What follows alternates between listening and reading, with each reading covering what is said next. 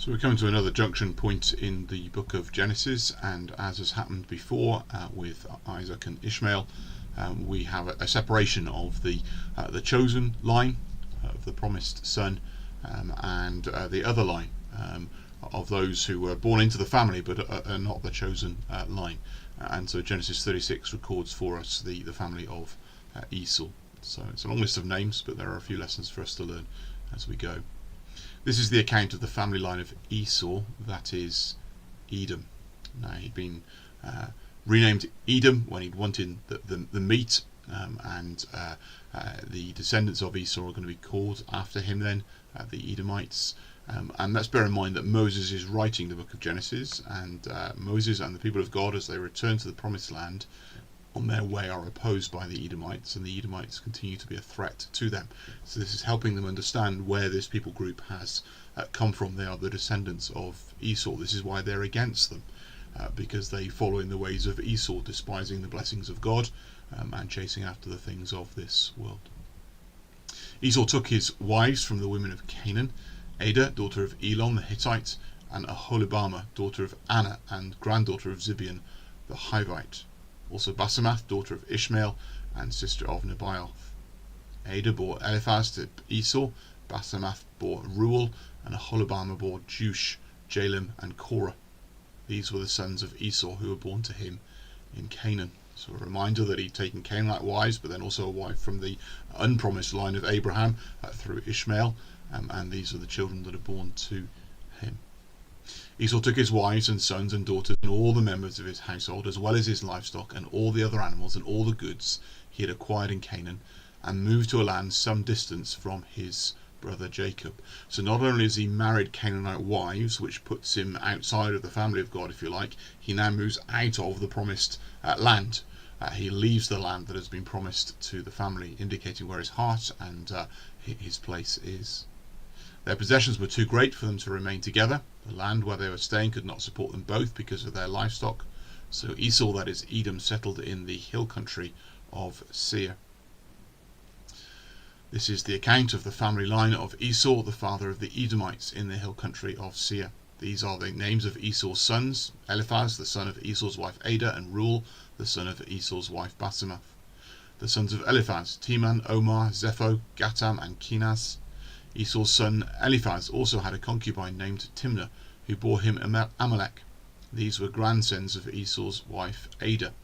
And just in there, in the midst of all these names, is Amalek. He's the father of the Amalekites, and they are another enemy people of God's chosen people, who are going to give them grief. And again, we are seeing the explanation for what's going on in Moses' time. The roots of their present experience as the people of God go back to these problems of Esau not following in God's ways. The sons of Reuel: Nahath, Zerah, Shammah, and Mizah. These were grandsons of Esau's wife Basemath. The sons of Esau's wife Aholibamah, daughter of Anna and granddaughter of Zibeon, whom she bore to Esau: Jeush, Jalem, and Korah. These were the chiefs among Esau's descendants, the sons of Eliphaz, the firstborn of Esau: chiefs Teman, Omar, Zepho, Kenaz, Korah, Gatam, and Amalek. These were the chiefs descended from Eliphaz in Edom. They were grandsons of Adah. The sons of Esau's son Reuel: chiefs Nahath, Zerah, Shammah, and Mizah. These were the chiefs descended from Reuel in Edom. They were the grandsons of Esau's wife Basemath. The sons of Esau's wife Aholibamah: chiefs Jeush, Jalem, and Korah. These were the chiefs descended from Esau's wife Aholibamah, daughter of Anna. These were the sons of Esau, that is Edom, and these were their chiefs. So here now is Esau's family becoming powerful, becoming great. They've got great possessions, and his sons become chiefs of clans. There's power, there's might here. All of this in the ungodly line, all of which becomes a threat to the people of God. These were the sons of Seir, the Horite, who were living in the region: Lotan, Shobal, Zibeon, Anna, Dishon, Ezer, and Dishan. These sons of Seir in Edom were Horite chiefs.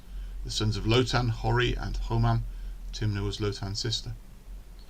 The sons of Shobal: Alvan, Manahath, Ebal, Shepho, and Onam. The sons of Zibeon: Aya and Anna. This is the Anna who discovered the hot spring in the desert while he was grazing the donkeys of his father Zibeon. The children of Anna, Dishon and Aholibamah, daughter of Anna. The sons of Dishon, Hemdan, Eshban, Ithran and Kiran. The sons of Ezer, Bilhan, Zaavan and Akan. The sons of Dishan, Uz and Aran. These were the Horite chiefs: Lotan, Shobal, Zibeon, Anna, Dishon, Ezer and Dishan. These were the Horite chiefs according to their divisions in the land of Seir.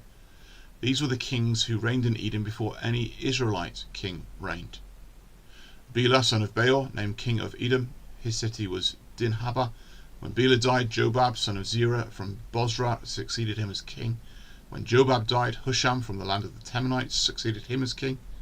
When Husham died, Hadad, son of Bedad, who defeated Midian in the country of Moab, succeeded him as king. His city was named Avith.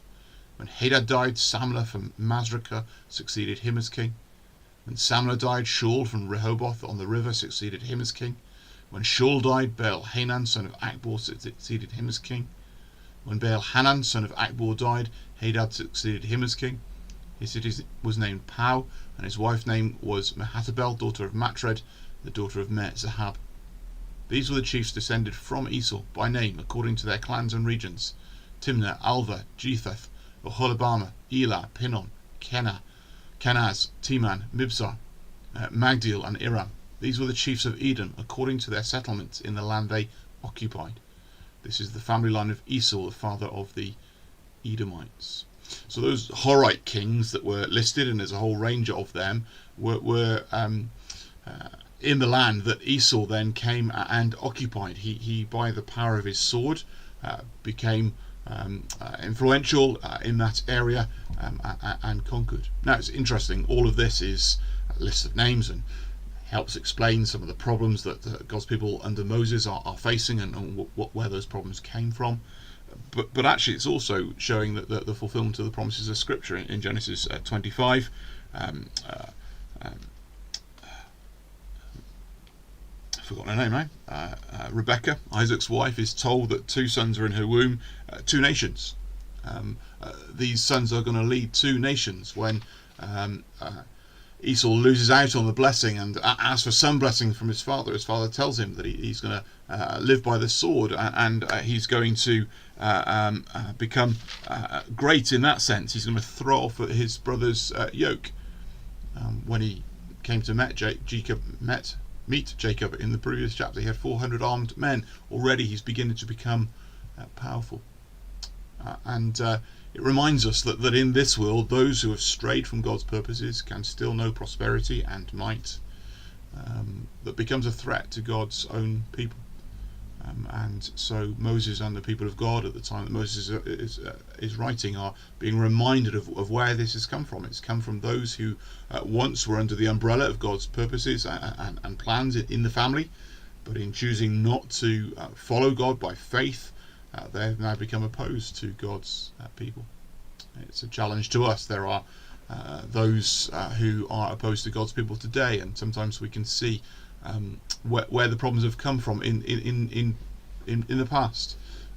Whether it's those under false teachers who have gone into other streams of sects and cults who are opposed to the truth, or other religions that have got it wrong and are opposed to the gospel, or whether it's just general humanity in rebelling against God. But it's a reminder that the world around us can seem very prosperous, seem very powerful, and a very uncomfortable place for God's people to live in, and yet it's all part of God's purposes, all part of God's plan, even according to some of God's promises, that these people would flourish and grow. But we hold on to the fact that by faith we are the people of God, and we keep trusting, we keep going, and despite the dangers, despite the troubles, we are helped by seeing how we fit in and how these other people fit in too. But we don't look at them, we don't get troubled by them, but we look to God to follow him through this difficult and dark world. So let's press on in that today.